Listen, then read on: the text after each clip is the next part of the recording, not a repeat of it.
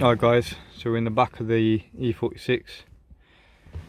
This is a coupe, and what these tend to do is when you're driving around you get a lot of creaking from these rear seats. One of my bugbears, actually. Don't like anything that's making noise. So just been doing a bit of investigation, and it appears it's nothing to do with this shelf. A lot of people say you put these there's a hack that you can do, put tennis ball in. Appears, pull the seat down, you've got a tab right there, and you've got one on this side as well. As you can see, there's a lot of marking on that, as there is on that one. And what that connects to is this, so it presses in, locks into position, and all that does is that once it just keeps tension on it.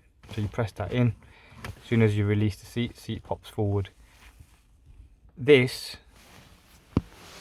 rubbing on that is making a squeaking noise. So what we're going to do, we're going to put a bit of WD-40, bit of silicone on it, just to see if it gets rid of the noise.